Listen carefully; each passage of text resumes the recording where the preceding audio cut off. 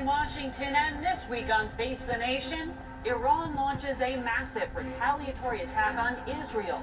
Will it lead to a major escalation of conflict in the region? Overnight, Iran launched its first ever direct attack on Israel.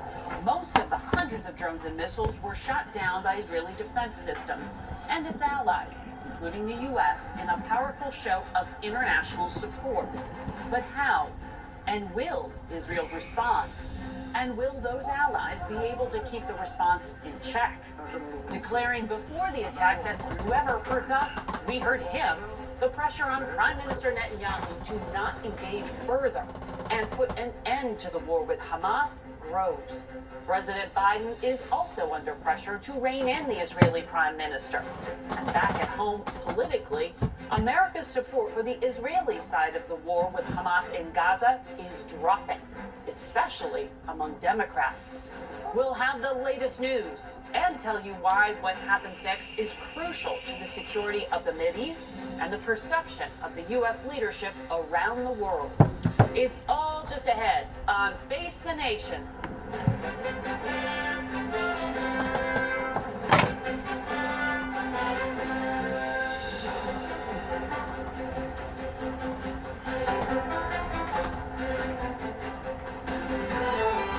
Good morning and welcome to Face the Nation. As we come on the air, we are learning that the damage from those strikes overnight has been extremely limited. And we are now waiting word or actions from the Israelis about their response.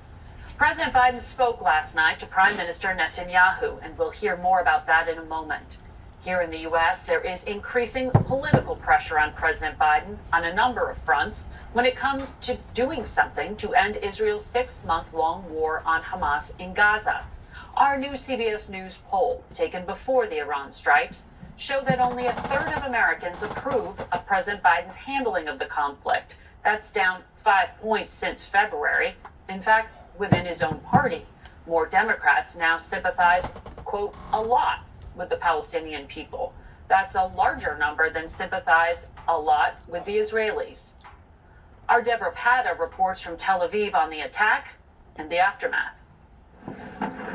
From the north to the south, Israel's powerful air defense systems intercepted more than 300 Iranian drones and missiles with the help of the United States, Jordan, and the UK. It is the scenario everyone has feared since the October 7 Hamas attack, a state-to-state confrontation that could spiral into a regional war. Hardline Iranian supporters celebrated the strikes as the regime boasted that their Operation True Promise had exceeded their expectations, despite Israel saying it intercepted 99% of the incoming projectiles. A number of Iranian missiles fell inside Israeli territory, causing minor damage to a military base with no casualties. Israel is still weighing up its response, but a former senior Israeli diplomat to the U.S., Alon Pincus, told us President Biden warned Prime Minister Netanyahu last night not to retaliate. My understanding was that Biden told Mr. Netanyahu, if you act against Iran based on this, we will not stand by you. Pincus said Netanyahu benefits from a war with Iran, given growing anger here over his government's failure to protect Israelis from the October 7 attack. Mr. Netanyahu wanted an escalation with Iran as early as November. For him, it was a way to change the narrative, to distance himself from October 7th by wrapping it in a bigger story, in a bigger narrative. Just hours before the attack, tens of thousands of Israeli demonstrators took to the streets of Tel Aviv, protesting against Netanyahu's mishandling of the war in Gaza and rising tensions with Iran. Pincus also told us Iran had deliberately telegraphed details of the strike and knew most of the missiles and drones could be shot down, allowing Iran a shock and or spectacle with minimal damage that Israel can choose to walk away from. That's our Deborah Pata in Israel. And we turn now to Coordinator for Strategic Communications at the White House, National Security Council, John Kirby. Good morning. and welcome back. Thank you, Margaret. Good to be with you. Well, do you believe that Iran intended these strikes to be successful and lethal, or just look like they could be? Oh, no question. I mean, look at the size and the scale, the scope of what they fired at Israel from Iran proper. More than 300 missiles and drones. They wanted to cause damage, no question about that. But they were utterly unsuccessful in doing so. Well, Israel clearly has the military upper hand here, but the Israeli foreign minister said days ago that Israel will respond if Iran attacks from its territory. As you just said, they did exactly that. So has Israel committed to the U.S. that they will give a heads up before they take action against Iran? I don't think I'm going to go into the details of the conversation that we had last night between the president and the prime minister. It was a good conversation, really focused on the incredible success that Israel achieved last night with their partners. I mean, two really things are clear about last night. One, Israel doesn't stand alone, and the United States stands with them as well as others. And two, the Israeli military does have superior capability to be able to defend itself. But as for what the next steps are, I think I'll leave that to the Prime Minister and the War Cabinet to talk about.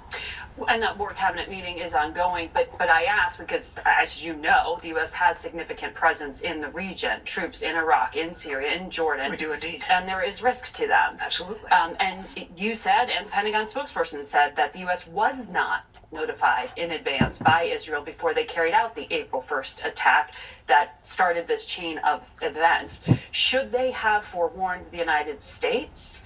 And as a matter of principle, what is the U.S. position on bombing what Iran says was a diplomatic facility? I won't talk about the details of that particular strike. To the larger point, obviously, we do have a lot of troops in Iraq and Syria going after ISIS. We have a lot of facilities elsewhere in the region and ships at sea. And so what happens there certainly has an effect on us. And we do want to make sure that the conversations we're having with the Israelis are as contextual as possible so that we can make the necessary preparations for our own troops and facilities. The other message the president sent over the last few days, and certainly it was discussed last night, is we're going to take whatever steps we need to take to protect our troops, our ships, our facilities in the region going forward. And that was the case last night, before the strikes last night, and it's going to be the case today going forward. Does the U.S. need to be prepared to draw down a presence from any of our diplomatic facilities? Are we positioned? That's a conversation that the President and Secretary Blinken are having literally in real time. They talked about that as well yesterday. I won't speak for Secretary Blinken and the State Department. They'll make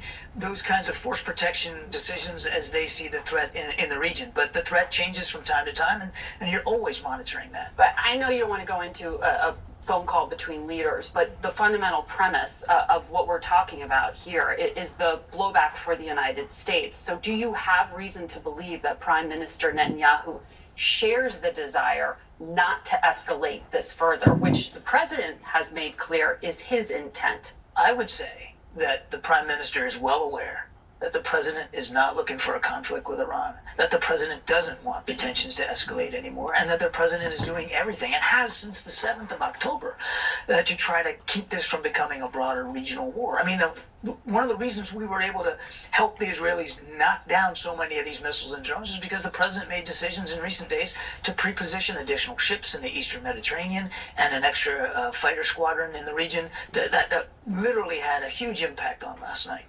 To deter what could have been to prevent a greater sense of destruction inside Israel. Would the U.S. That's good leadership pertaining to a stitch in time saves 9.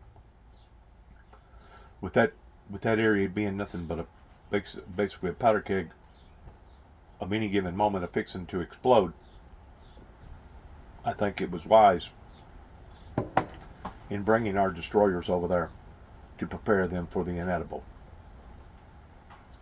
You always have to hope for the best, but expect the worst in any type of war type scenario like this. And that doesn't matter if it's coming from China, North Korea, Russia, or whoever. These people are dead set towards wanting to do a pile-on and basically attacking not just Israel, but attacking America pertaining to the Savior and the God that we serve. It's obvious that Satan is coming down in great wrath, just as the Bible teaches, in the last days, because it or he knoweth his time is short. So this Hail Mary that this evil entity is throwing upon the society right now is real.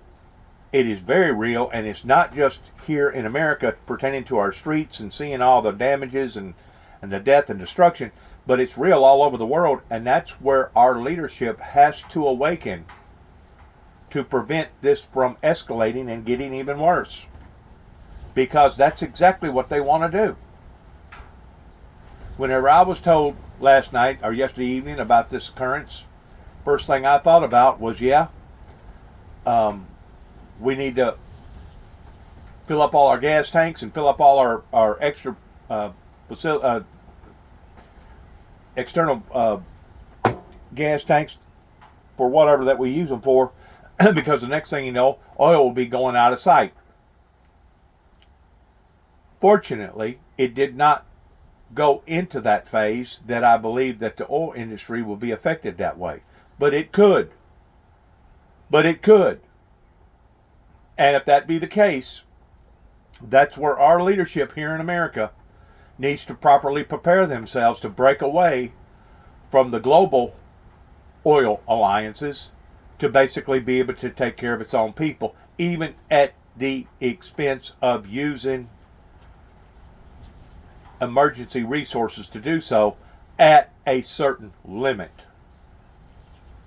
We only can do that to a certain degree because we have those extra barges that's filled full of oil, tankers, just in case there was an onslaught of attacks upon to the American people, that we could take care of ourselves militarily.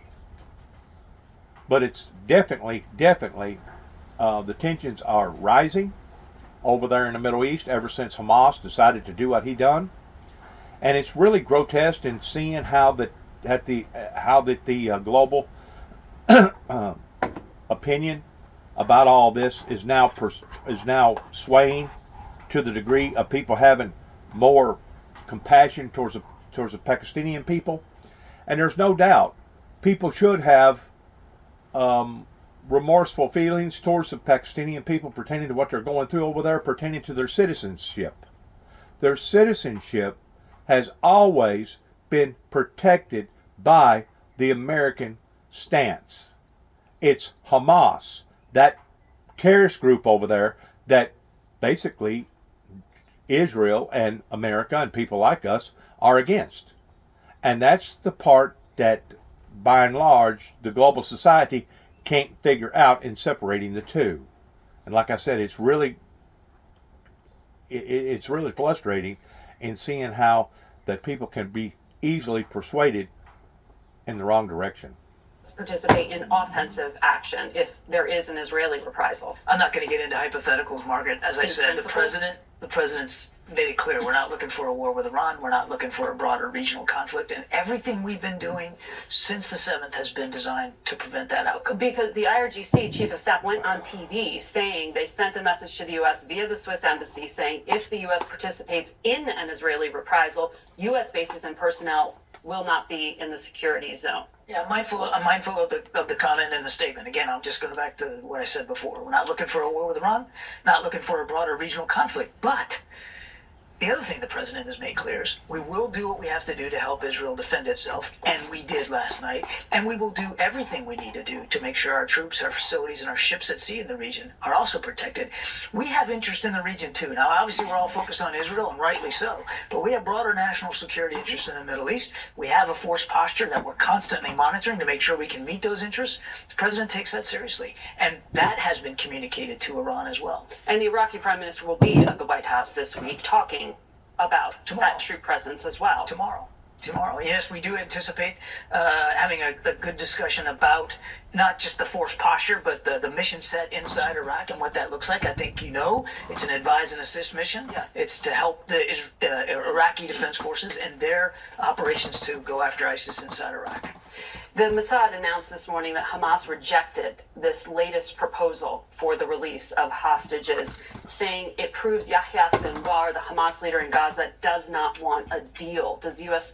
share that assessment? Is the diplomacy dead, or is this just another bump in the road? We're not considering diplomacy dead. There is a new deal on the table that Director Burns negotiated a week or so ago in Cairo. It is a good deal. It would get dozens of the most at risk, women, elderly, the wounded, out, get us a 6-week ceasefire, so a little bit more calm, and get us an opportunity to get more humanitarian assistance in. The Hamas leaders need to take that deal, and we're not considering this dead at this point. So that Mossad rejection is not closing We're the not door. considering it a dead letter. Okay. Last Sunday when you were here, you told us that the U.S. expected to have talks with Israel, perhaps as soon as this week, about their plans to go into southern Gaza, into Rafah. When is that happening? Do we have any further details? We think that discussion, first of all, there's been some staff technical level talks, even since you and I last spoke. We expect that larger conversation with our Israeli counterparts to happen in coming days, hopefully this week. Hopefully this week. Hopefully this week. John Kirby, thank you very much. Thank you. We'll return now to the Republican chairman of the House Foreign Affairs Committee, Texas Congressman Michael McCaul. Welcome back to the program. Well, thanks for having me, Margaret. We just heard from Mr. Kirby about the conversations in regard to U.S. personnel in the region. In your role, you have oversight of the State Department and some of these embassies.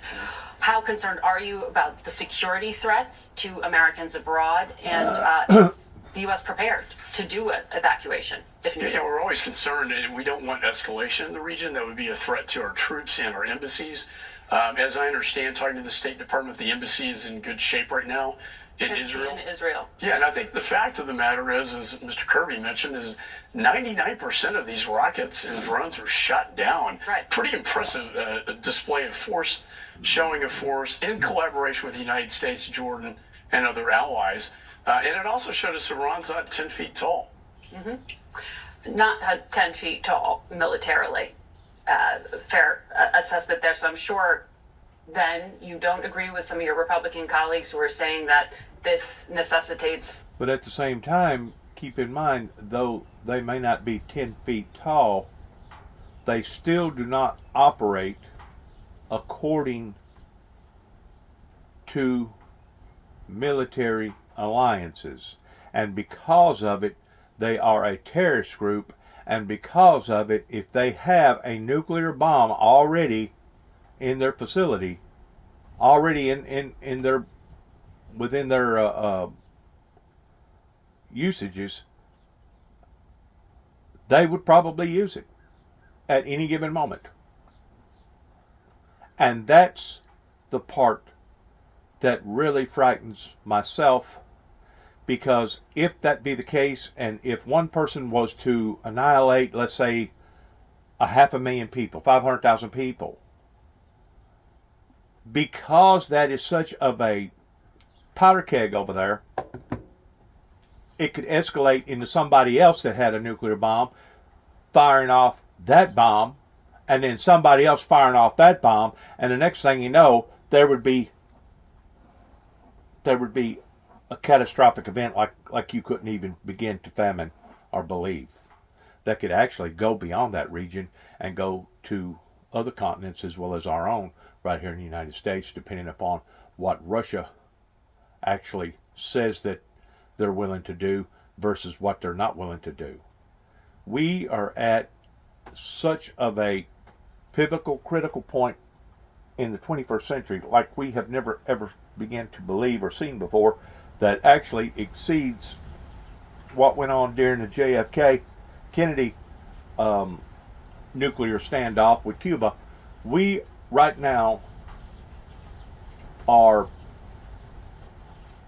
in a dilemma worldwide, globally, like we have never ever began to imagine that the American disposition would have to take.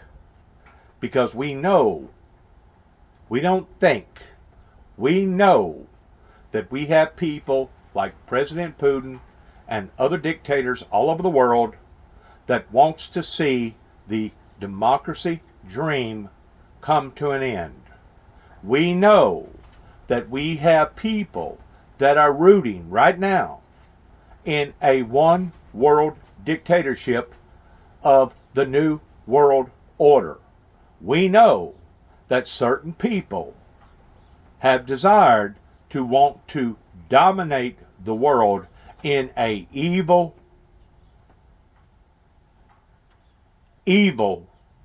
dramatic way. And because of this, democracy such as ours needs to be that much more fully alert in knowing that we are at the end time days, just as the prophecies in the Bible predicts. Regardless whether you be a follower of Christ or not, you have to acknowledge that the prophecies, even if you don't acknowledge that Christ was who Christ was, towards basically being God in the flesh, you still have to acknowledge the prophecies that was prophesied are now coming true, right down to the very letter, right down to the very T. Because this is where it says in the Bible that it would have been easier for all of heaven and for all of earth to pass than for one jot or one tittle of the word thy God to fail. These things that have been put in order to have taken place are going to take place regardless whether we like it or not. We know this. So the best thing that we can do is to prepare ourselves for this, that whenever it occurs, we can limit the horrifying effects that could affect the American people over here in the continental United States. In other words, it goes back to the cliche of you hope for the best, but at the same time you expect the worst, because you know that since 1993, whenever those terrorist groups over there declared war upon not only Jerusalem, Israel, but also to us, we know that evil lurks in the dark, and we know that there is no rules and regulations towards what that they're willing to do and how that they're willing to do it.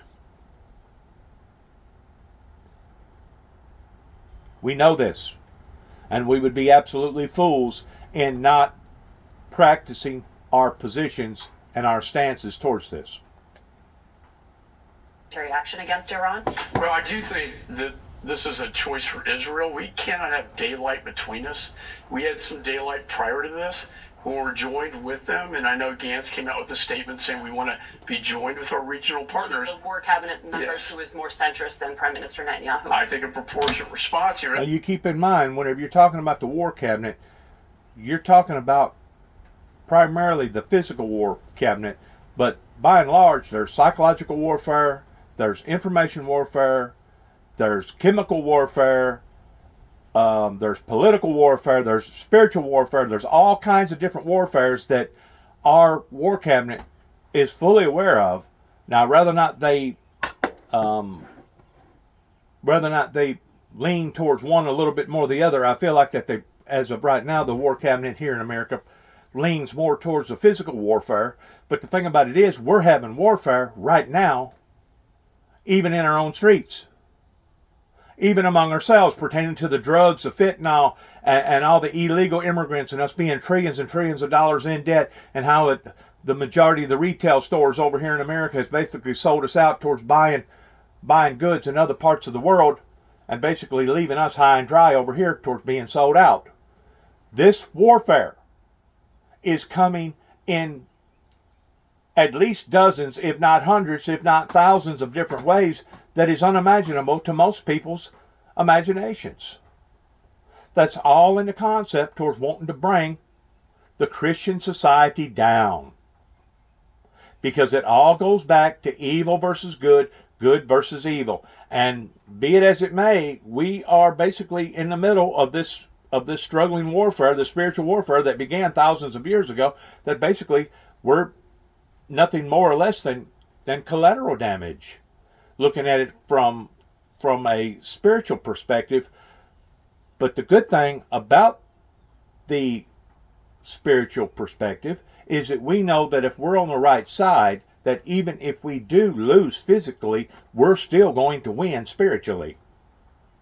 That's where most of the free world holds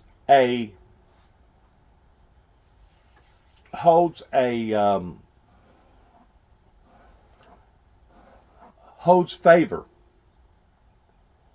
in all these other people that are wanting to take us down, because we know that even if you do get lucky enough to get in a pop shot, kind of like what they done during 9/11, of 3,000, almost 3,000 people, those 3,000 people did not go to hell. Those 3,000 people right now, their souls is looking down upon the planet Earth and trying to teach us, prepare, prepare, prepare, because these battles that we're engaged in are not just physical battles, but they're on every level you can think of. That's the reason why I continue to say that the enemy is no longer at the gate pertaining to the wolf guarding the hen house, but now the wolf is actually inside the hen house consuming the hens. If you are a true born-again believing Christian, you are supposed to take the leadership of the guidances of being a good shepherd for the benefit of the Christian society. And yes, if you're engaged with military affairs, you're supposed to be helping not just the Christian society, but the non-Christian society too as well. Once more, these are areas that a lot of people get confused at, or they do not have the capability of understanding and being able to decipher the differences between the fleshly and the spiritual versus the carnal and the uncarnal.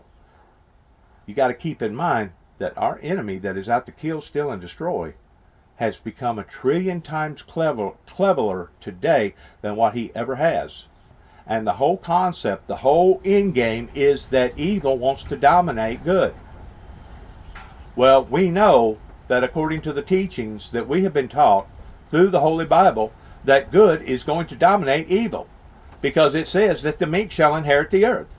Those are the concepts that we are to abide by, even at the expense of having to sacrifice ourselves for. So understand that these psychological metaphors are really not metaphors, but they're actually realization of what we're dealing with today.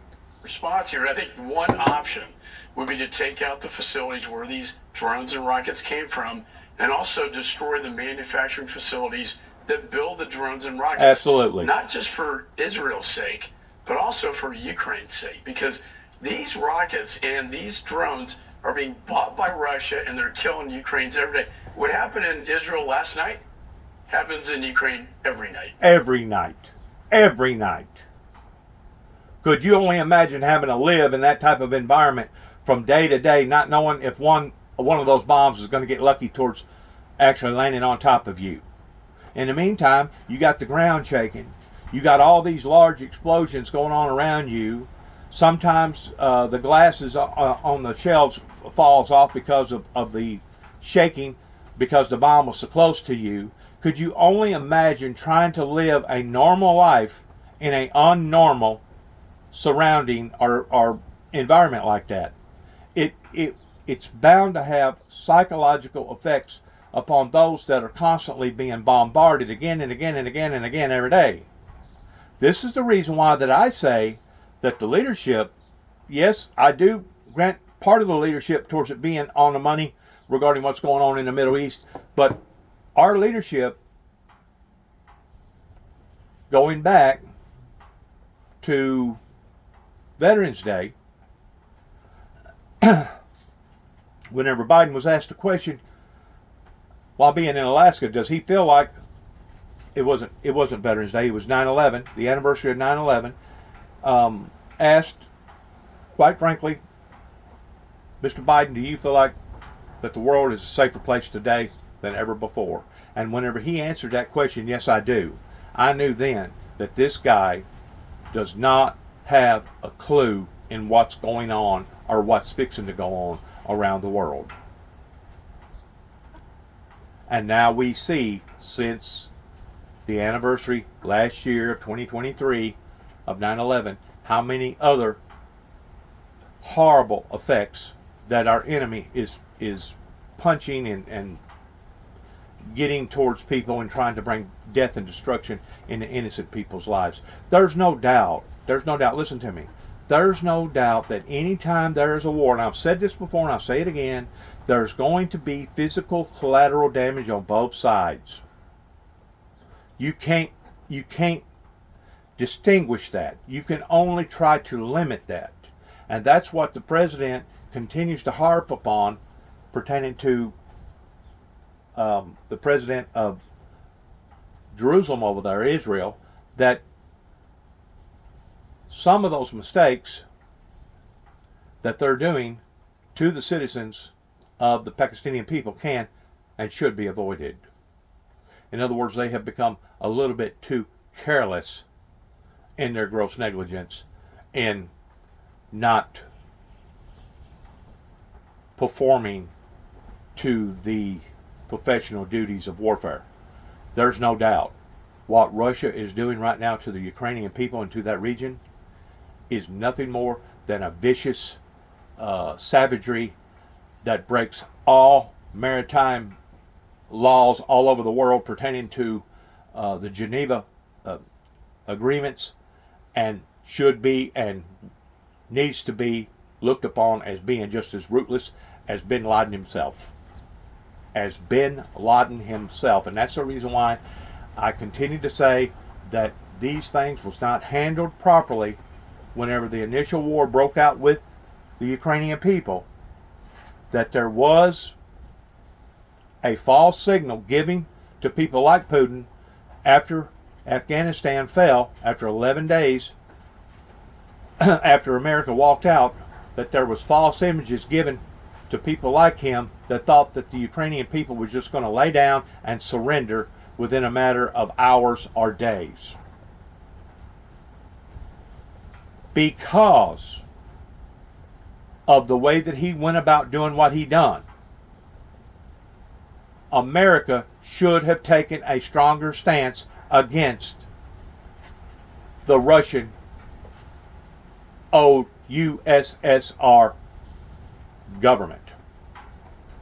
Now we can see where he has managed to persuade, brainwash, whatever, maybe even strong arm a lot of his citizens in building more and more bombs and building more and more facilities to accommodate military affairs, that now it has actually become already a evil entity to deal with, not just on a skirmish level, but an actual war. That's the reason why you always nip it at the bud. Because if you give somebody an inch, eventually, I promise you, they will take a mile. And that's where Russia, the Russian government right now, is projecting in not just succeeding in taking back over Ukraine, but basically that whole region that at one time, the way that I understand it geographically, used to have some sort of a old Soviet Union control in that region, are a great deal of those countries in that region, that now they're getting greedy and selfish towards wanting to take back over those things. That's exactly what Hitler was trying to do. He was trying to take over the world so that he could dominate the world. And that's exactly what people such as America needs to put in place in evaluating that situation towards it being very, very similar, if not just exactly like we're dealing with today, pertaining to President Putin and his evil empire that Ronald Reagan pegged to the T regarding the falling of the Berlin Wall. And Ukraine's ambassador to the United States, Oksana Markarova, was tweeting about that point. She called it an axis of evil between Russia, Iran, and North Korea. Exactly. But the Speaker of the House doesn't seem to share, and we've talked about this before, the sense of emergency that you have. Why is there still not a date for a vote on Ukraine? I did see the statement from Steve Scalise, the whip, saying that there should be a consideration of legislation to support Israel. But what does that mean? Is that a vote on the National Security Supplemental? That is a speaker determination. I'll be speaking, talking to him this evening with other national security people and chairs. I talked to the ambassador, our ambassador to Ukraine as well. She said the situation is dire. You know, Kharkiv could implode any day now. That's 2 million people. And the power grid is under threat right now. If the power grid goes out in Ukraine altogether, we don't have time on our side here, Margaret. We have to get this done. I would implore, when I need to educate my colleagues, they're all tied together. Yes. I mean, Iran is selling this stuff to Russia. Guess who's buying Iran's energy? China. And you know why? Because we lifted or It's a pile-on. It is a pile-on, and that's how our military strategist needs to look at this, because it's not just one entity in one particular area. We basically got three major boiling points right now that is either boiling or fixing to start boiling that we know of, that could actually change the concept of democracy all over the world. That's what's at threat. Regardless whether the Europeans knows it, the Frenchman knows it, regardless whether the people in Poland knows it, regardless whether the majority of the people in America knows it, that's what's at threat. A stitch in time saves 9. If you give somebody an inch, they will take a mile. That's what they're wanting to do right now. They're wanting to take over the American democracy dream that began ever since President Lincoln sacrificed his life for. Ever since. Old Abe sacrificed his life for. That's what's at risk. And if the American people don't open their eyes, this thing that we think or we have taken for granted that it's always going to be here may very well not be here. In other words, Old Glory pertaining to what hangs on the flag right now may actually fall to the point of an different regime in control of the American people's affairs. And a lot of people say, oh, no, that won't ever happen. No, that never will happen. We're invincible. We're invincible. That won't never happen. Well, guess what? Other countries have thought the same thing, including Rome. They thought that they was invincible. They thought that they couldn't be taken down. And once you start thinking that, then you are falling into an entrapment that the enemy wants you to believe, because now you are not going to be taking proper measurements in going up against your enemy the way that your enemy is plotting and planning to going up against you at. This is real. People's lives are being affected, being destroyed. Starvation right now pertaining to famine is real.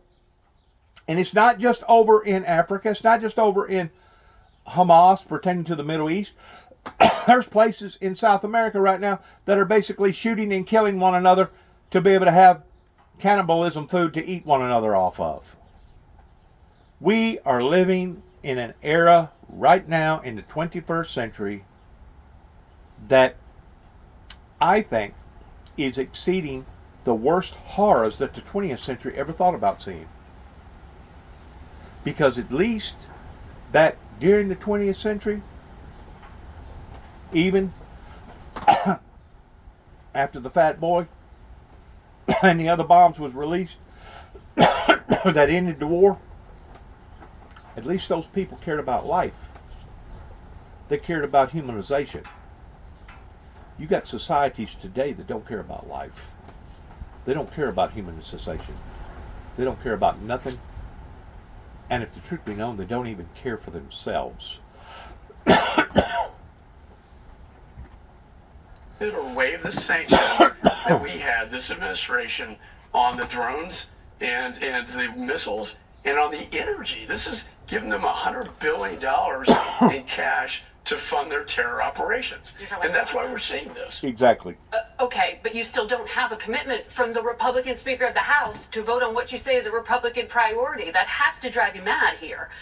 And even Donald Trump, in his outlandish affairs and the way that he looks at things, knew that what went on in the Middle East basically gave them license to be able to fund their own terrorist groups off of the oil. Off of the oil that various politicians in America, prior to where we are right now, have allowed to escalate. The leadership of this great nation has put us where we are right now. It wasn't the common old Joe. It wasn't the labor or the blue collar worker. It was our leadership that was not paying attention to what that they was doing that now has put us in behind the 8 ball. I kind of feel that way about Pearl Harbor. I mean, not Pearl Harbor, but the Panama Canal. That the Panama Canal should never have been given to another entity in control of that Panama Canal over there in between Mexico and South America. And that was another failure of our American politics that now we're seeing the consequences on account of, or could see the consequences on account of, in addition to what's happening regarding Mother Nature as far as droughts and areas not being able to receive water that is costing them that much more just to be able to transport a cargo ship from one area to another.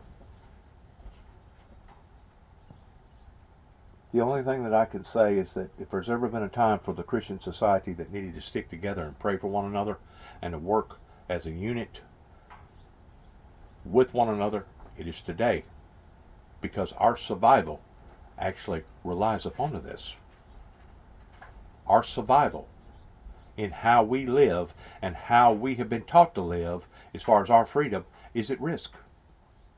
Expect to get an answer when you talk to the speaker tonight. I have a commitment that will come to the floor. My preference is When? this week. Your preference, but still an open question.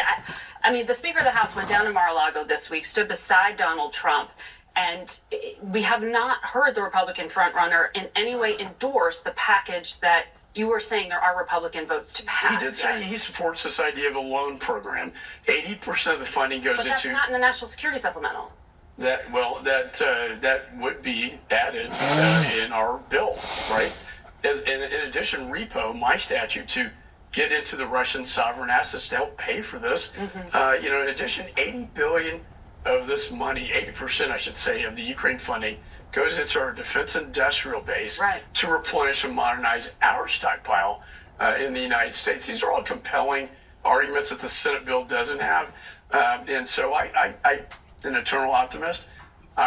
But now, another thing that Donald Trump made mention of pertaining to all those other countries over there that's not fitting the bill, that's not doing what they're supposed to be doing as far as siding up with democracy and being able to defeat President Putin and his evil empire, is that a lot of them are being so lax that they're not cooperating properly.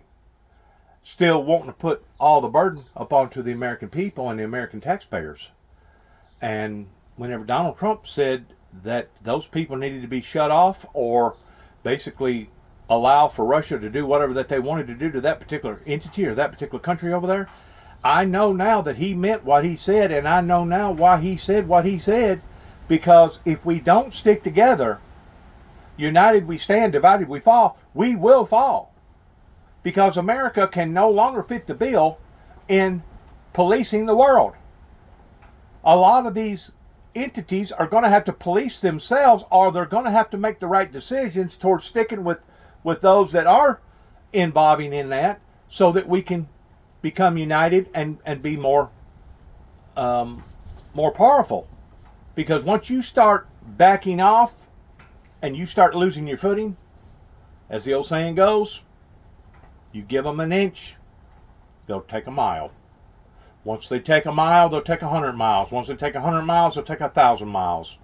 And it'll go on and on and on to the ending of democracy, civilization, worldwide as we know it.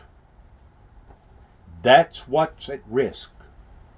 It ain't just our democracy that's at risk. It's global democracy that's at risk. And we must unequivocally go at this the right way, because if we don't, we could fail. And if we fail, we'll basically be living in hell.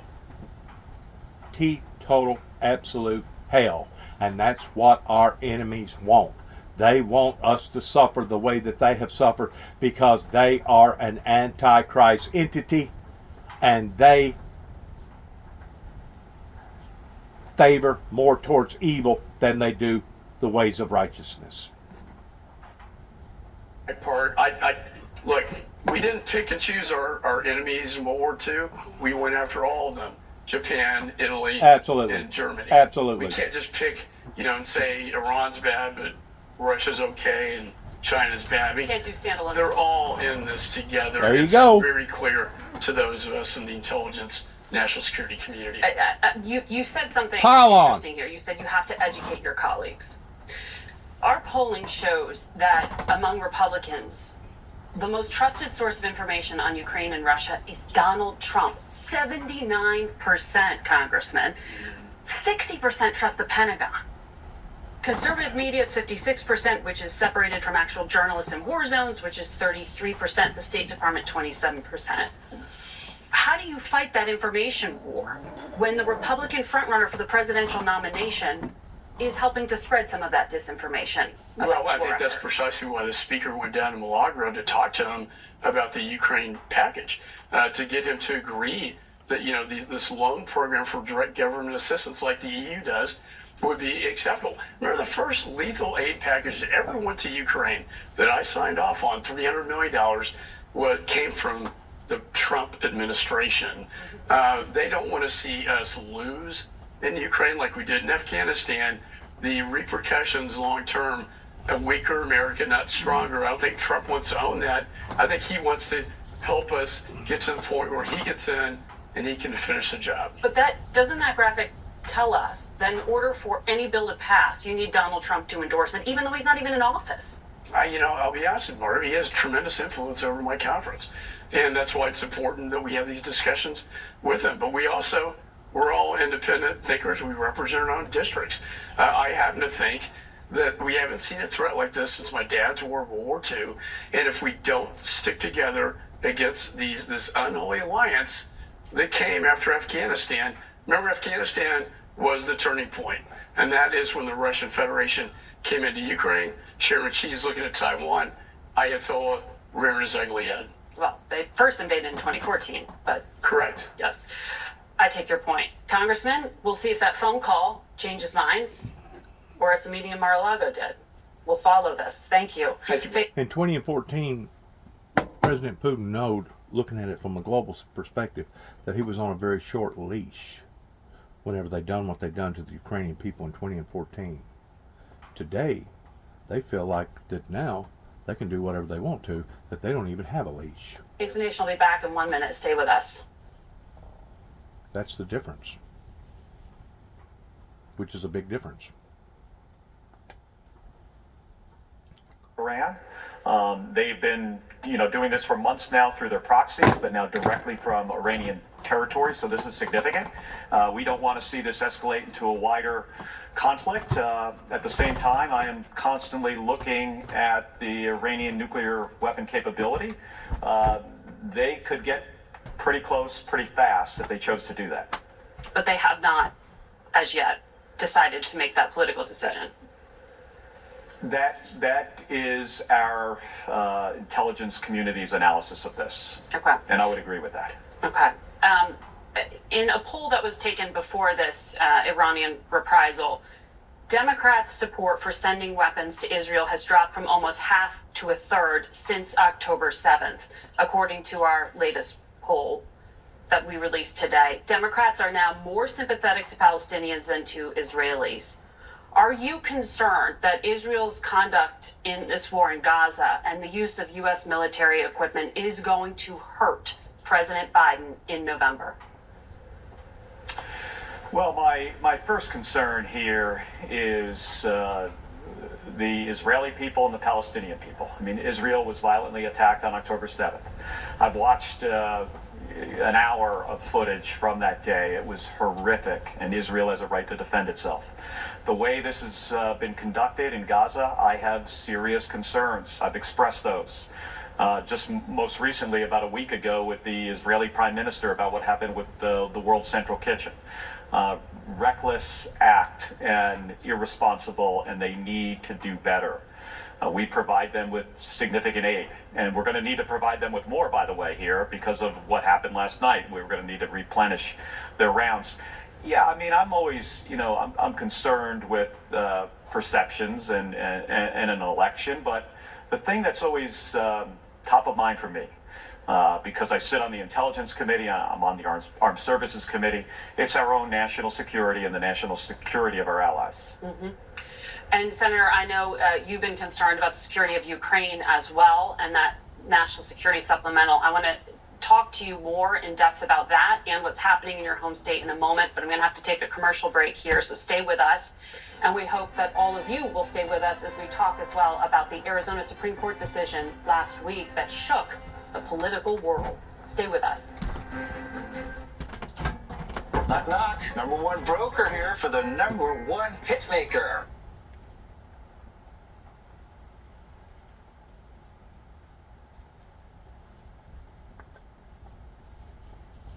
Access and ask your doctor today.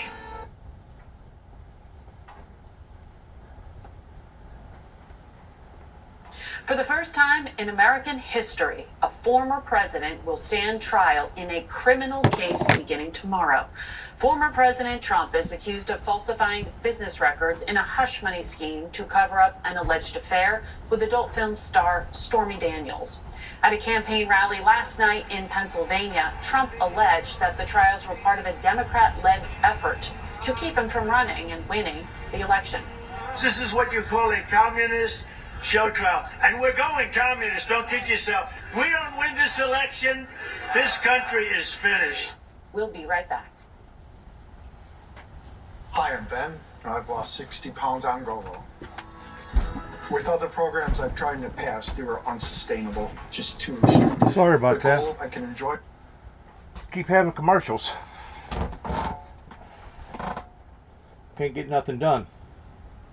Got to sit here and babysit the TV because of all the commercials imitating our news networks that shouldn't have not one commercial on, as far as I'm concerned.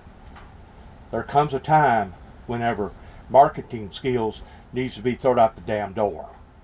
And I hate to use the cuss word in saying that, but that's one of the reasons why that I do not engage in all these commercials paying me 3 cents every time somebody looks at my one of my videos. I refuse to do that because I feel like that the information that I give to the world, not just America, but the world, is much more crucialer than what any commercial or any country could promote in what the Windmill Ministries missions is pertaining to. It's not that I don't need the money. It's not that I don't want the money. It's because of the importances, the significance of what these world global affairs are doing to each and every one of our lives, even though people may not believe it, even though they may be just like the climate deniers and denying, oh, this ain't going to have nothing to do with me. Well, you just wait and see, because it's coming near a neighborhood near you. It's the Nation and more from Senator Kelly, as well as analysis on the Iranian attack, plus an interview with the head of the International Monetary Fund, Kristalina Georgieva. That's in our next half hour, so don't go away. So we be imitated by more commercials. See what I'm saying? You got to sit here and babysit the TV. You got to be enslaved to the TV, because as soon as you mess up and you allow for a commercial to get on there, the next thing you know, Facebook or YouTube, they'll red flag you. Oh, you're in violation. Oh, you done something you wasn't supposed to have done. Well, I'm sorry that I got more to do with my life other than me to be enslaved under the TV that basically all these commercial marketing schemes is taking over. I've got more to do with my life other than to me micromanage the TV. I'm doing the best that I can. And if that ain't good enough, then go ahead and red flag me. Welcome back to Face the Nation. We are continuing our conversation now with Senator Mark Kelly. Lord God. Senator, before we leave national security space, I want to ask you about some U.S. intelligence information declassified and shared with reporters this week at the White House, that China's surging equipment to Russia for its war with Ukraine, helping Moscow fill gaps in its production cycle, including helping to produce drones and artillery. Why is China using this moment to help Russia with its war in Ukraine? Well, I think they realize that Russia, the outcome of this war, Russia against Ukraine, is critical for their own decisions with Taiwan and the Western Pacific. This is all connected. Iran, Ukraine, China. The stock of Ukrainian ammunition is dwindling. They're going to run out of ammunition. Russia's capacity, we look at this all the time, is going up. With the help of China, Russia can win this. If we support Ukraine, Ukraine can win. We passed an emergency supplemental 2 months ago. It's sitting on the speaker's desk. He should bring that to the floor tomorrow night, get it passed. This is also going to help Israel. We can replenish, the stocks that they used last night. I take your point, Senator, on them all being connected. I want to ask you about what's happening in your home state of Arizona. As you know, the state court ruled an 1864 Civil War era law can take effect that would criminalize abortion. It's on hold at the moment, but this is a live issue. Do you have confidence that your state legislators will take action before it goes into effect? Well, let me start by saying this has been a disaster for women in Arizona. They've lost a fundamental right to abortion, and it's all because of Donald Trump. And our legislature, they tried to fix this a couple days ago. That did not work. We've got to get, we've got a ballot initiative in November to fix this. Donald Trump owns this. He said just yesterday that he broke Roe v. Wade, and because he did that, this enabled our court to bring back this draconian 1864 law to take away this right, send doctors to jail. I mean, to be fair, your Republican state legislators have some agency here too. They could have done something different. But I take your rhetorical they point. Could have, and right, they did not do Exactly. anything about it. They had the opportunity. But there is that initiative you just mentioned to put on the ballot in November a chance for your state to vote on this particular issue. And it would guarantee abortion access up to viability, which is anywhere between 21 and 24 weeks typically of pregnancy. From a political position, how much is this going to help offset some of the disappointment and exhaustion we're seeing in polling from Democratic voters? Will this issue drive up turnout in a way that benefits the president in your state? Well, my first concern is women in Arizona and their health. And women could die from this 1864 ruling that once again was enabled by the former president. So that's my biggest concern. We're going to have an election in November. I imagine we're going to have large turnout because of this issue. I also want to point out, Margaret, that I don't think this represents who we are in the state of Arizona. This is a moment in time. We're going to get through this. We have an opportunity to fix this in November. Well, we will be watching to see what happens, Senator. Thank you very much for joining us. Well, thank you, Margaret. Today.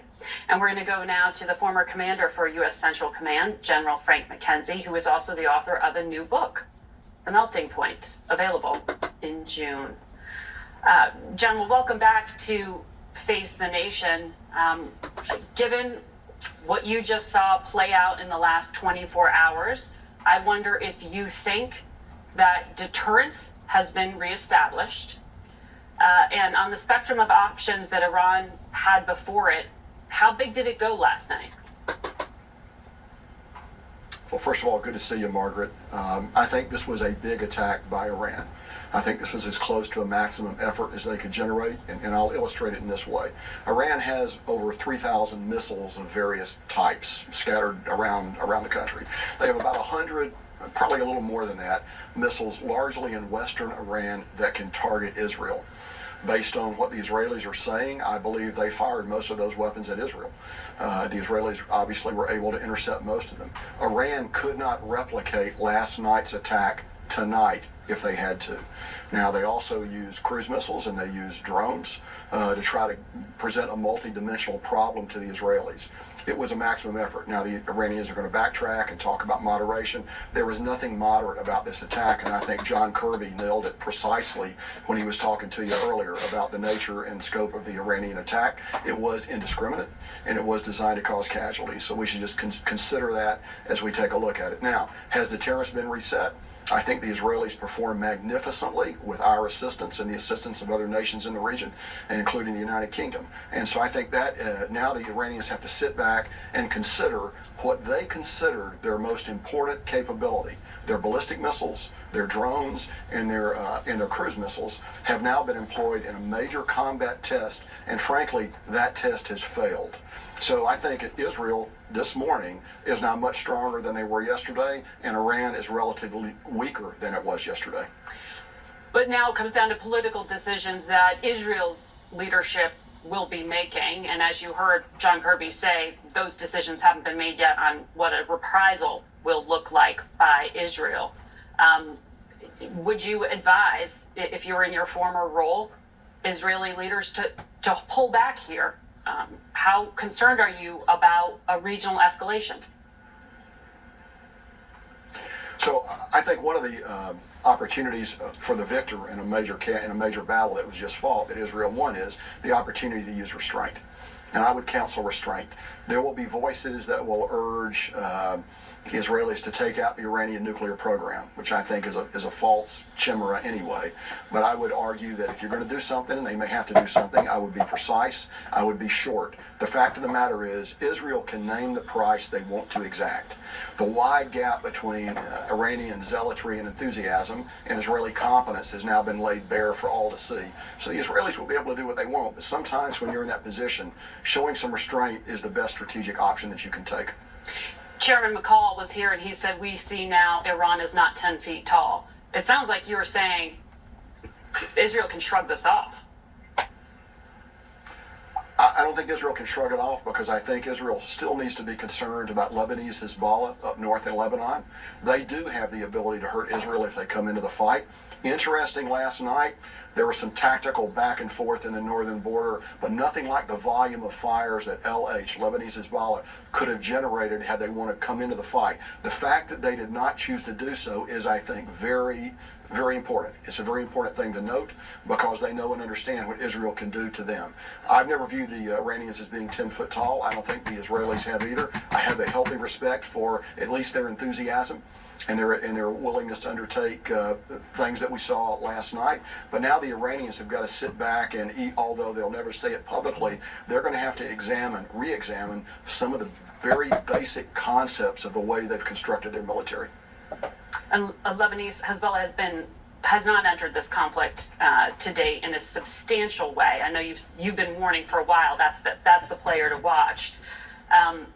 You were directly involved in the taking out of IRGC Commander Qasem Soleimani during the Trump administration, and then Iran's retaliation at that time was also viewed as fairly restrained. How concerned should the United States be, though, now in this moment about U.S. personnel and U.S. troop presence in places like Iraq and Syria? As you know, this is a live issue at the White House this week as the Iraqi Prime Minister visits. Our forces distributed across Iraq and Syria, supporting the armed forces of Iraq in anti-ISIS operations and supporting our SDF partners in eastern Syria, those forces are vulnerable to an Iranian or an Iranian proxy attack. We recognize that. I think that's why the president's been very forceful in warning them. Now, it's also very instructive that the Iranians did not choose to attack us as they conducted a major strategic attack on Israel. So they've listened to that. The Iranians know that we have the capability, if they choose to fight us, to hurt them very badly. And I think that the Iranians will think long and hard before undertaking attacks against us in the future. If Israel were to respond, would you have suggested targets? What would you expect? Well, the Israelis have a lot to choose from, both inside Iran and outside Iran. My only strategic advice would be You want to be narrow. You want to make sure that it has a definable beginning and a definable end, and the Iranians know when it's over. But the fact of the matter is, Israel can name its price right now, and that's a very heady position to be in. But it's also a position that calls for exercise of strategic restraint and a view to the long term. And Israel has an opportunity here, I think, to demonstrate that and to seize the diplomatic initiative, really, in an arena where they struggled to do it over the past few months. We will see if they make that political decision. General, thank you very much for your analysis. We'll be right back. This will be a gold mine of local insight. So tell us about...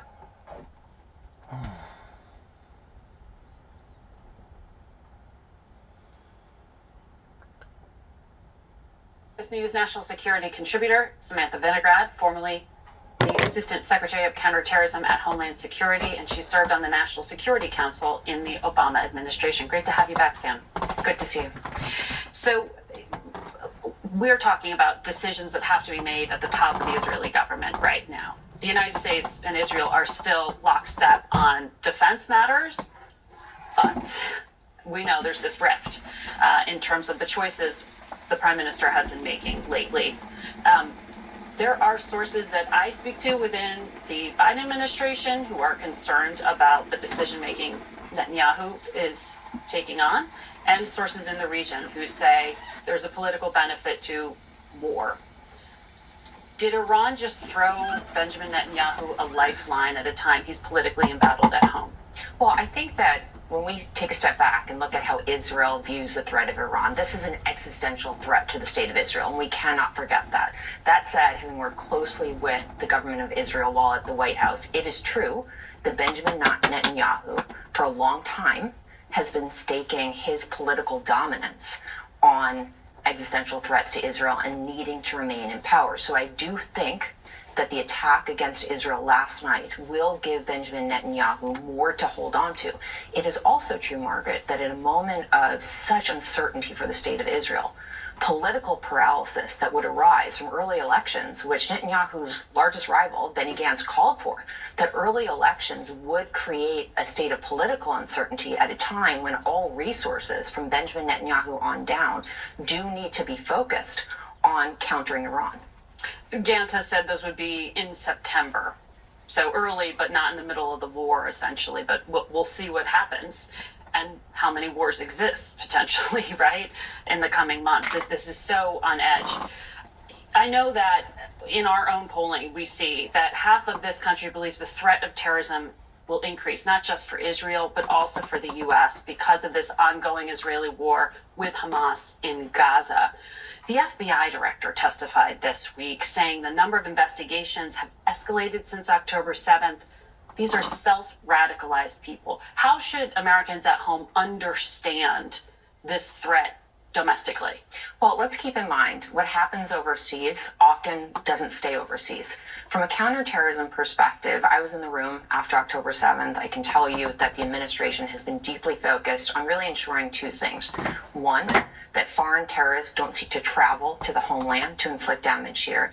But more importantly, we know, factually speaking, that terrorist groups in Iran, who's the largest state sponsor of terror in the world, uses these kinds of high-profile events like what we saw last night as mass marketing opportunities. Exactly. Iran's attack against Israel is a mass marketing opportunity for Iran and its proxies to try to radicalize supporters. We know that terrorist organizations have been using the Israel-Hamas conflict to try to inspire supporters and operatives all around the world to act primarily against places of worship, entities believed to be associated with the state of Israel. And that's why I don't believe that there's a homeland security nexus to what unfolded last night in the homeland at this time, based on the sources that I've been speaking with. However, out of an abundance of caution, the federal government, state and local partners are taking every step possible to ensure that nothing reverberates here. We saw the Homeland Security Advisor in the meeting with the President, Secretary Blinken, Secretary Austin, and others last night. We have seen the New York Police Department, LA Police Department, and others indicate that they're increasing patrols around places of worship. And what we need right now is for law enforcement and intelligence partners to remain vigilant, and for members of the community to speak speak up if they see anything suspicious, because the biggest international terrorism threat facing the homeland right now is individuals inspired by what they're seeing overseas to action. And we know, I mean, the Director of National Intelligence has testified. And what she just talked about pertaining to basically indoctrinating, I'm going to use that word. They've done the exact same thing during World War II. Even in the 20s and the 30s, there was people coming over here trying to indoctrinate the American people pertaining to Nazism, of it being the proper and right thing to do. Once more, psychological misinformation warfare. This isn't a new game. This isn't a new game. This has been going on now for years and years and years, pertaining to lying to people and convincing them of lies. The only difference is of today is that now they got more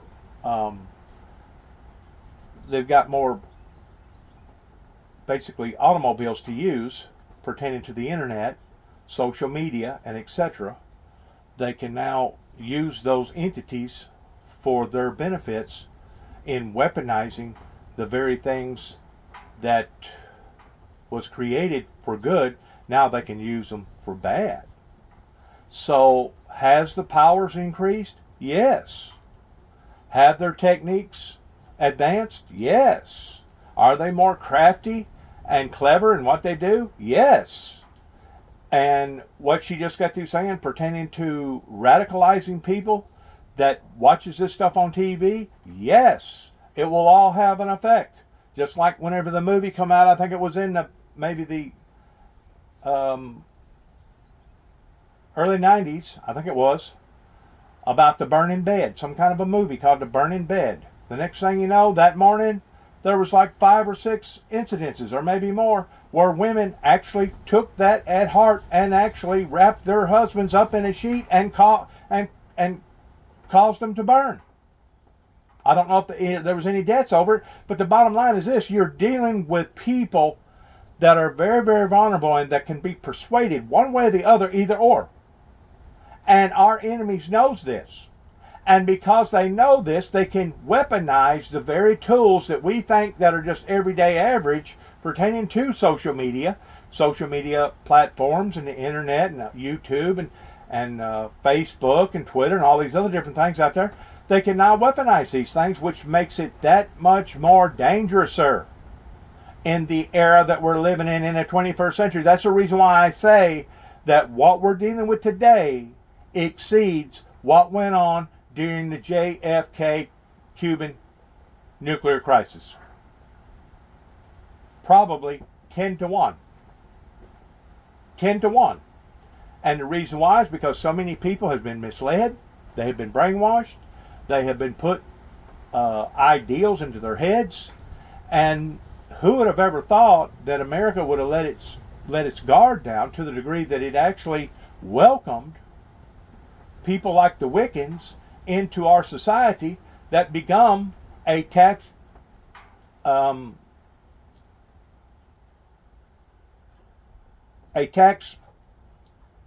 entity, such as the Presbyterians, the Methodists, the Church of Christ, the Church of God, and the Baptists.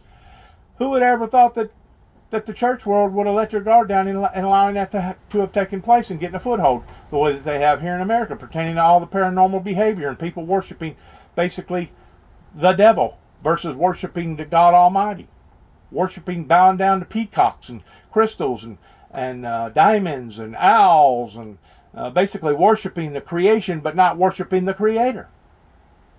But it's happened. Pertaining to the occultists now, that's basically probably, I'm going to say, 100 times, maybe more, stronger today than what it was 30 plus years ago whenever they first enacted this in 1986.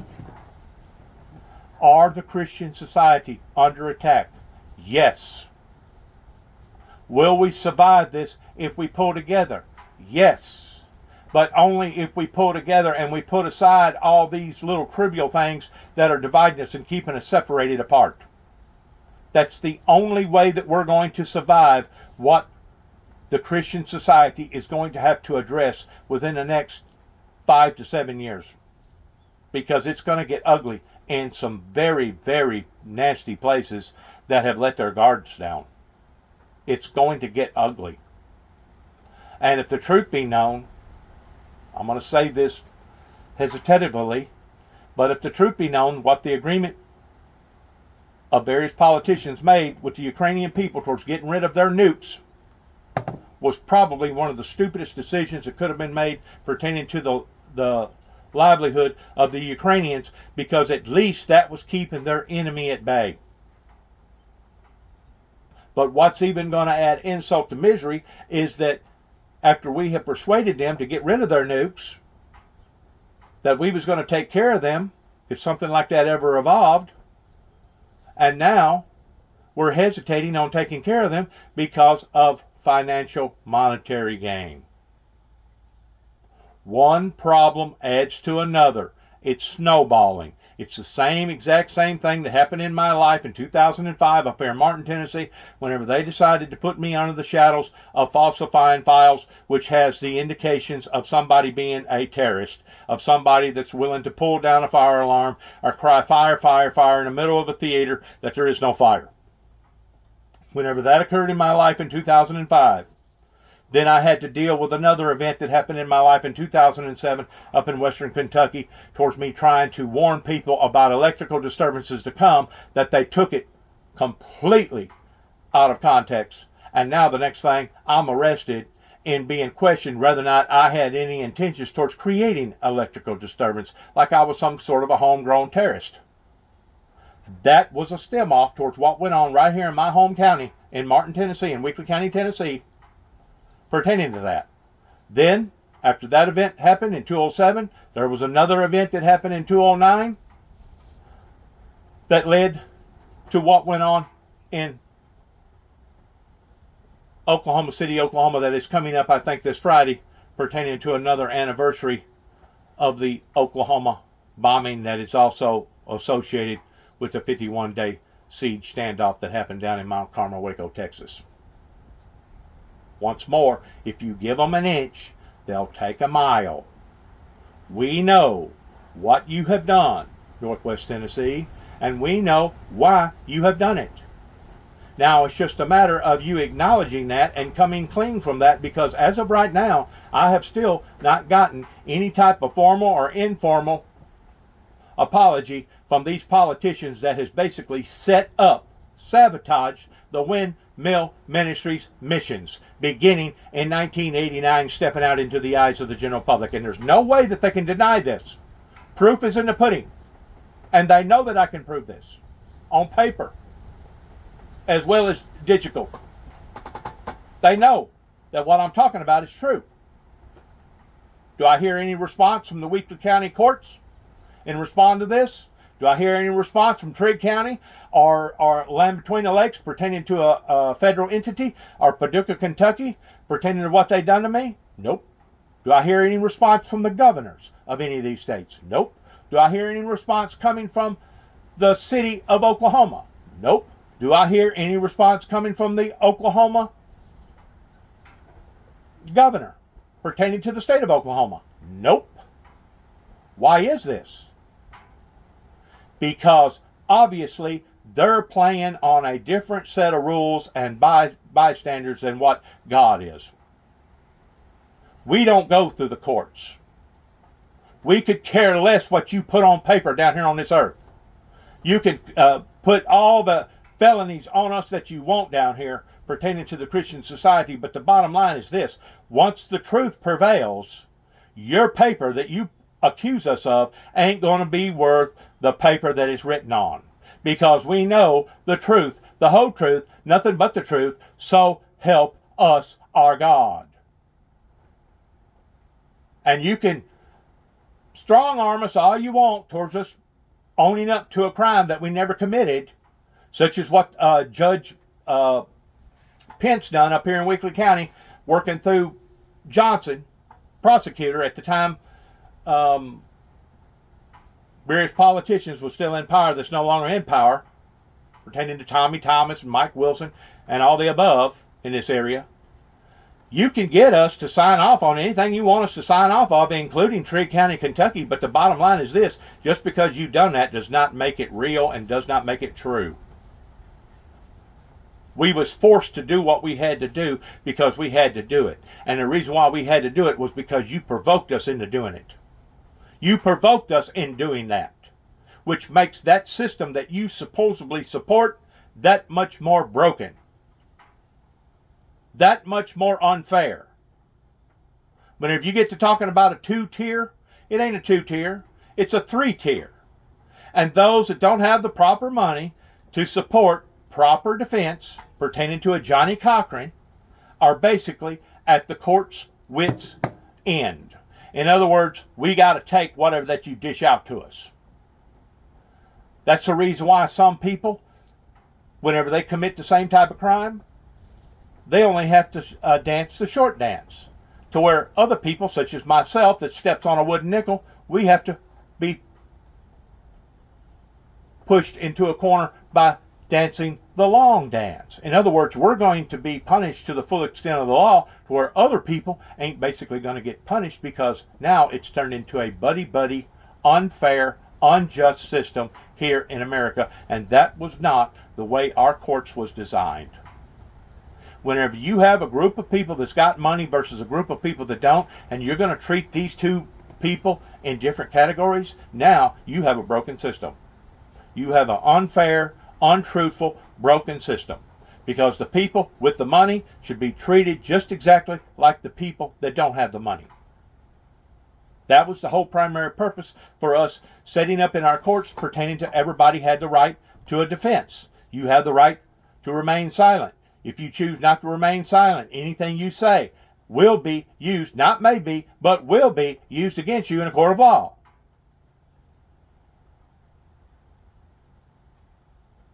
It's unbelievable in how far off a mainstream that our system, our politics, our court systems, our judicial system has gotten off a beat. It is absolutely unbelievable. And if people don't speak up about these things, it's only going to get worse. And eventually, it will come near a neighborhood near you. Eventually, you'll have a niece or a cousin or an uncle or a sister or a brother or a mother or father or son or daughter or whatever that's going to get caught up in this system. And then you'll realize how unfair and how unpleasant that this thing really is. Now granted, if you're an out-and-out criminal, if you're out here committing crimes, if you're raping, thieving, thugging, bamboozling people, if you're out here doing things that you shouldn't be doing and committing crimes, you should be punished to the fullest extent of the law. And I support that 100%. But then again, I don't agree with the people that does according to what they want to do, because they are part of the law and thinking that they're above the law. I don't agree with that neither. And I think that's one of Donald Trump's fancies, is that the system is trying to prove to Donald Trump that just because you was the president or you're a prior president does not make you above the law. Well, if that be the case, pertaining to the presidency beginning at the top, that tells me that the system is still wanting to be fair. But now let's not just look at Donald Trump in this perspective, in this microscopic analogy that they're pulling up onto the people. But let's look at other presidents. Let's look at Obama, what he done pertaining to giving how many bundles of cash to the Iranian people towards trying to pay them off. Let's look at other presidents towards what happened during Bush Sr. in Reagan's administration. No new taxes. Let's also look at what the son done pertaining to the hanging chads, Al Gore and the presidency. And we was attacked. And I know good and well that we was attacked not by Libya, not by Afghanistan, not by some of these other third world banana republic countries that ain't even a republic really.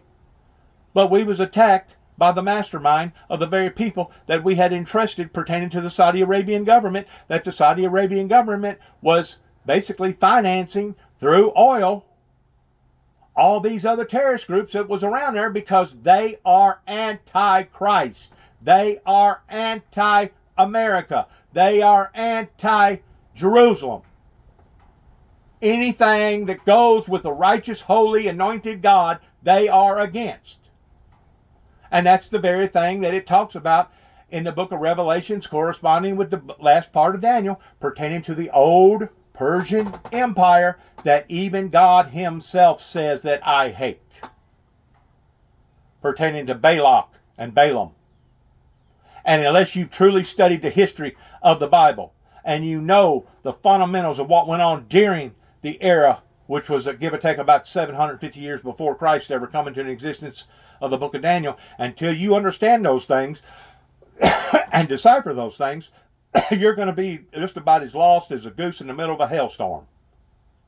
You ain't going to know which way to go or who to believe or what to believe. And that's basically where we are right now, and that's exactly what the enemy wanted to do.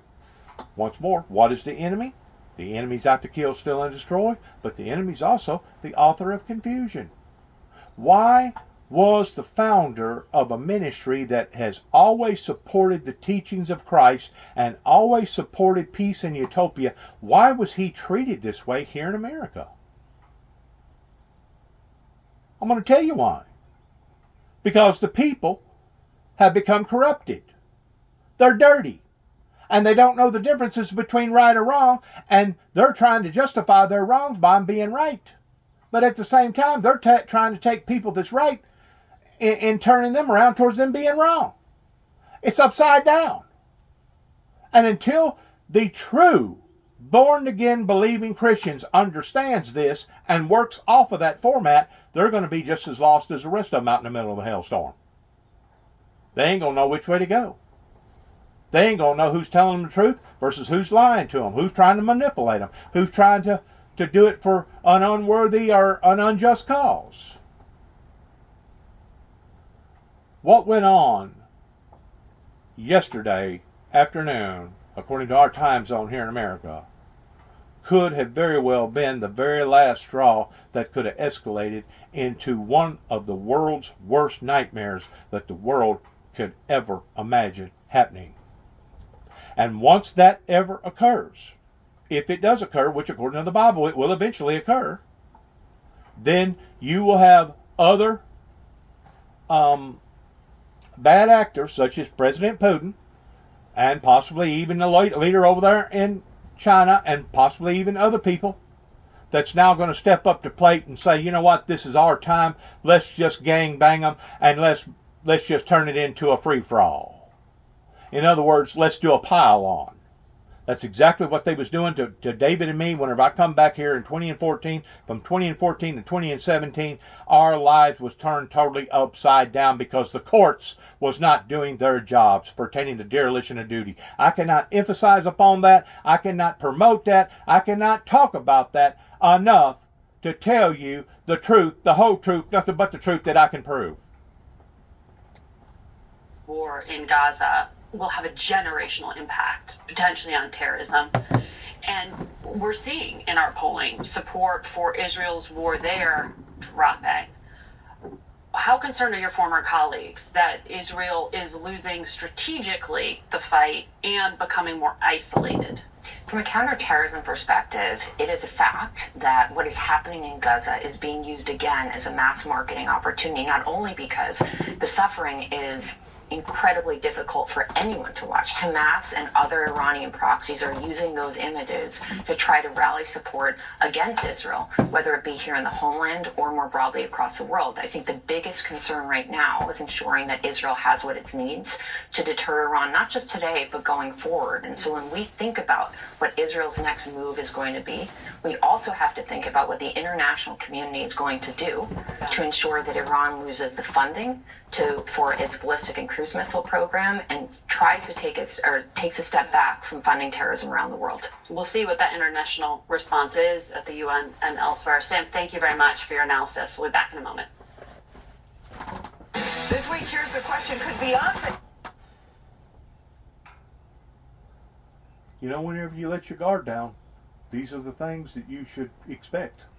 There's always consequences in not doing the proper and right things. We got it right this time. And that's not just what the people in Northwest Tennessee needs to take under consideration, but that's what I love it. That's what our country in general needs to take under consideration pertaining to what went on in the White House during Ronald Reagan's administration that now we're becoming fully aware of. Try.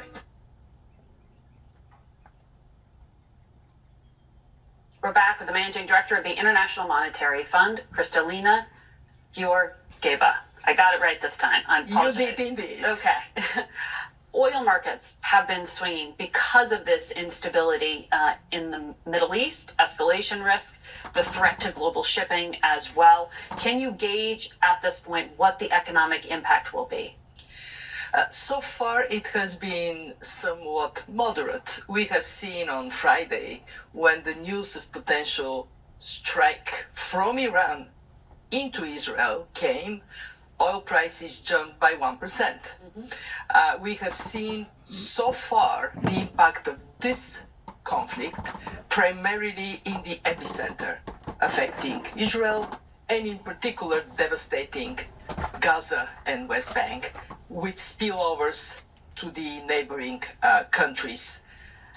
Even the shipping distraction in the Red Sea has not yet led to a major impact. But any impact, as small as it might be, is not desirable in an economy with high uncertainty and inflation still not being brought down to target. Very simple.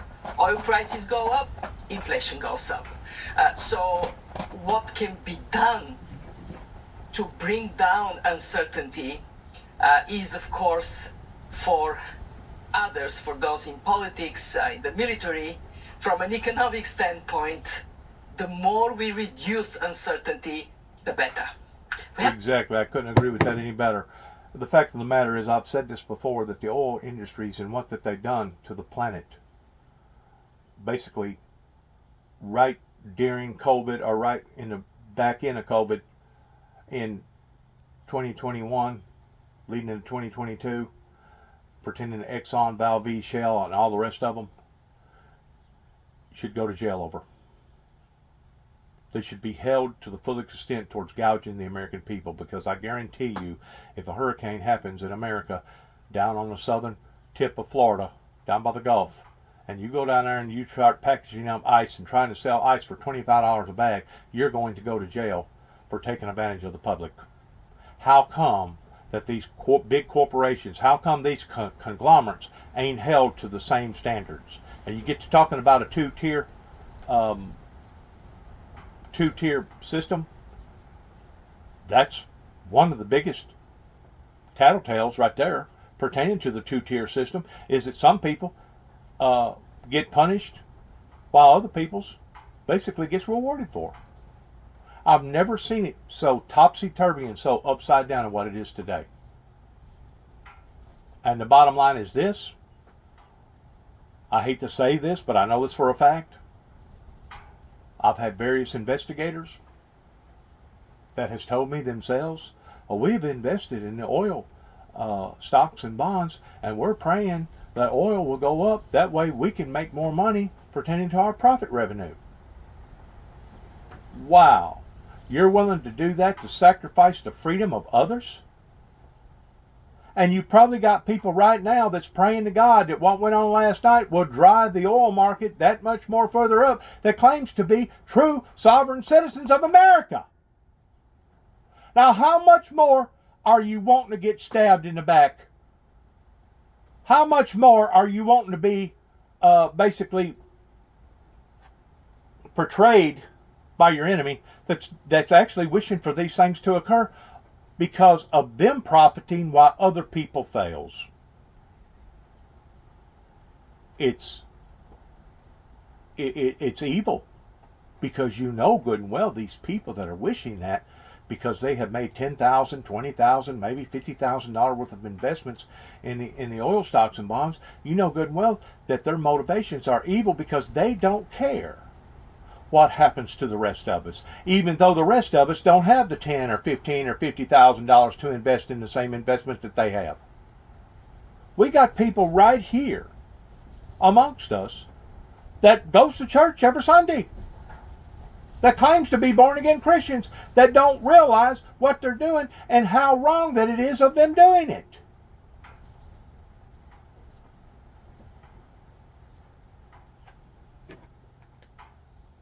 We have a lot of uncertainty right now, one of them being the U.S. Congress and funding for these conflicts, Congress is looking at authorizing the Biden administration to seize Russian state assets, potentially for use in a negotiation or to rebuild Ukraine.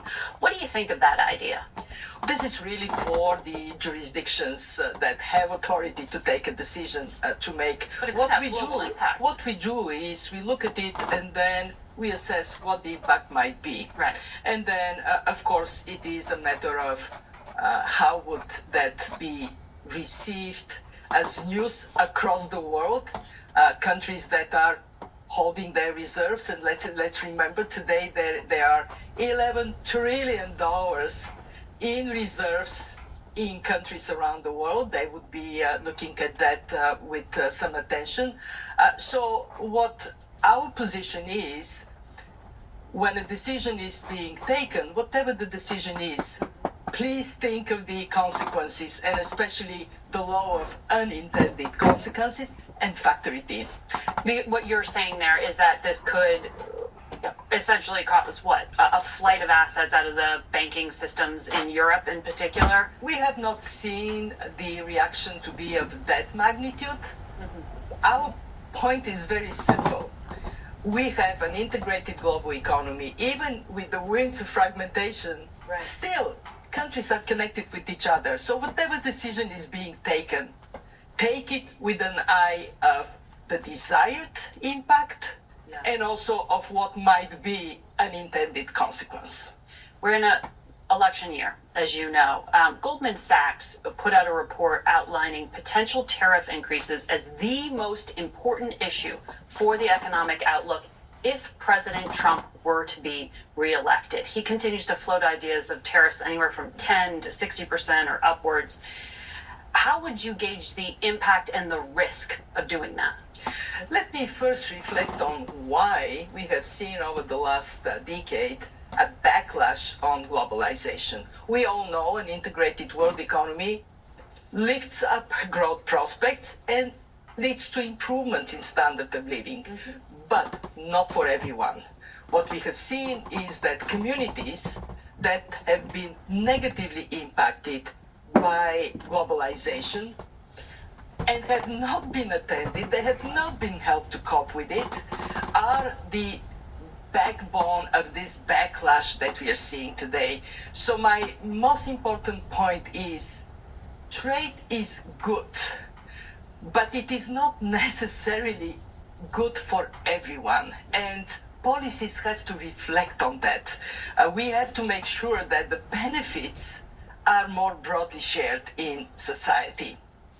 Tariffs would add to inflation as well. You agree, as an economist? Of course, there is. Let me just be very clear.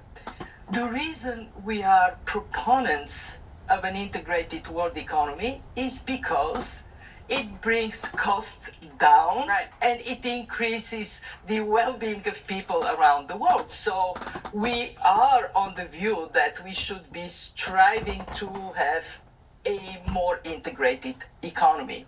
And let me say this, what we're seeing is already trade patterns are shifting. Right.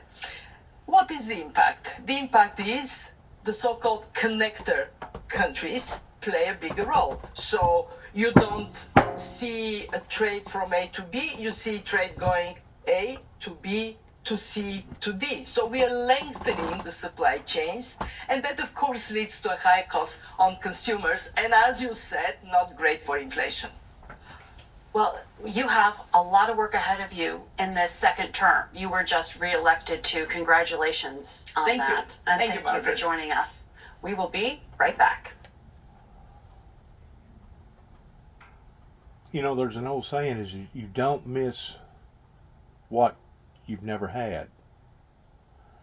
And basically this ideal or this dream of the modern world and everybody having automobiles, air conditioning in the summer, heat in the winter, telephones, washing machines, microwaves, all the above. Looking at it from a worldly perspective is probably a good thing. But we must realize that because of all the gizmos and gadgets, and because of all the pollution, and because of our worldly involvement down here, we are steadily increasing the temperatures of our great planet. Just like draining all the oil out of the ground that was put there to help to eliminate the friction, and it was also put there to produce a shield of the heat in the center of the core of the earth, of it not expanding. Now, as that oil is getting thinner and thinner and thinner, we're seeing more expansion of the heat coming out either through the bottom of the oceans or through various continents. Some continents gets hit a little harder than the other continents does, but the bottom line is this: the planet itself is warming up, and we know this. There's no denying this. I don't know if Donald Trump has ever changed his point of view pertaining to global warming or not, but there's some people that's just old school that just refuses to want to accept the truth in evolving. And if there's anything that the world does, it's in constant change. It's evolving in different ways. And our existences, our human existences, is a contributing factor to the planet Earth. And if you deny that, you're obviously living on a different reality than the rest of us. Now, I was falsely accused, I'm fixing to close right here, I was falsely accused of being out of touch with reality whenever I went to Oklahoma City, Oklahoma in 2009, investigating them and understanding that there had to have been more than just two individuals that wanted to vindicate those people's deaths down in Mount Carmel pertaining to the 51-day standoff. There had to have been more to that other than a rider truck and basically cow manure or fertilizer. And sure enough, I was right about my gut instincts. Have I gotten any type of apology from Channel 9 News down in Oklahoma City, Oklahoma? Channel 13, Channel 11, all those other channels that wanted to get on TV, wanted to get on public display, public domain, and degrade me the way that they did? Nope. Whenever I made reference of the fact that I had plans of turning Oklahoma City, Oklahoma, and the state of Oklahoma upside down, first thing they thought of was something negative. Well, this guy's planning on doing something to us. He's planning on hurting us. No, I wasn't planning on hurting you. I was planning on telling the truth pertaining to what you're doing, because the state of Oklahoma is basically the second leading state in America of how they tamper into the precious resources under the ground, that it hasn't been until just recently that they stopped them from fracking because it was causing massive earthquakes in the state of Oklahoma related around global warming. Now, if people don't want to awaken to these things because of profitability or because of stupidity, there's really nothing that we can do of those that are aware of what they're doing other than to continue to keep preaching and harping and telling them what they are doing. But whenever I talked about turning Oklahoma upside down, it wasn't just reflecting the past pertaining to one of the most horrifying events that's ever hit the state of Oklahoma in the form of what happened to them in 1995. That was a stem off towards what happened in 1993 down in Texas, Waco, Mount Carmel, Waco, Texas. But it was also a reflection of the oil industry in what that they are doing to our planet, much less what they're doing to the state of Oklahoma as well as the state of Texas. Well, I mean, my God, in the summertime last year, people's minds are just so small they can't remember for the past, they can't even remember what they ate last night, much less what happened a week ago or a month ago or a year ago. But if you'll put your thinking caps on how hot it was down in the south, you had literal places that could not stay adequately comfortable to the degree that they was having to go out, some of them, and buy 1 or 2 extra air conditioners to put in different rooms just to be able to maintain any type of coolness in the state of Arizona, New Mexico, Texas, basically all your bordering states, as well as Oklahoma, that got so ravishly, I'm not pronouncing it right, ravishly hot that they couldn't stand it. Do you think that's going to go away? Do you think all them things that we were seeing on TV pertaining to over in Europe, all those forest fires and all the fires that happened up in Canada because the vegetation got so dry, do you think all that stuff's going to go away? If you're thinking that, you're the one that's out of touch with reality, Channel 11, Channel 9, and Channel 13 Oklahoma News. You're the ones that's out of touch with reality that thought that this playground that you was playing on was just going to last forever, pretending to being able to drain any and all the oil resources out of the ground, and there wasn't going to be no consequences. So whenever I talked about turning Oklahoma City upside down, that was all part of the plan, pertaining to what I was talking about. Because whenever I talk about electrical disturbances and some of these grids that are so old that they just can't maintain that type of massive changeover from being moderately warm to super, super hot, I mean, even our electrical system over here, TVA, they have been pressed pushing out more kilowatts in various times, regardless whether it was the coldest of the cold times or the hottest of the hot times, that they have never seen before on record. What are these places doing? They're trying to improvise. They're trying to put more transformers up. They're trying to build more kilowatts and wattages to be able to maintain the needs of the people.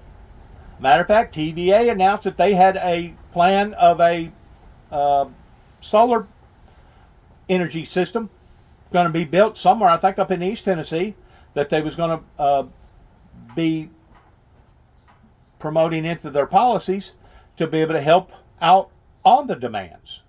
So all these things that I was talking about was all part of what I was talking about, regardless whether it was a bloody road ahead, electrical disturbances to come, or turning Oklahoma City and Oklahoma upside down.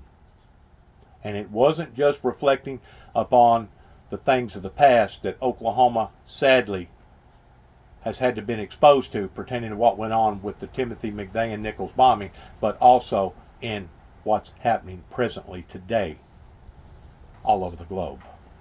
Good luck to each and every one of us. Want to say God bless America. God bless our troops. God bless each and every one of us. Want to pray for the situation over in the Middle East as well as the situation over in Ukraine. Want to pray for the people in Haiti and all these other different little islands and all these different places that are suffering so much, as well as Africa, and just, you know, just pray that God's anointing, because that's going to be the only thing that's going to save us. I don't care how much that we want to reform down here or how much that we want to restructure down here. If we don't have the blessings of the Heavenly Father on our side, we're still going to be doomed. We're still going to be doomed. I'm going to say it one more time. We, the people, are still going to be doomed if we do not have the blessings of the Heavenly Father on our side.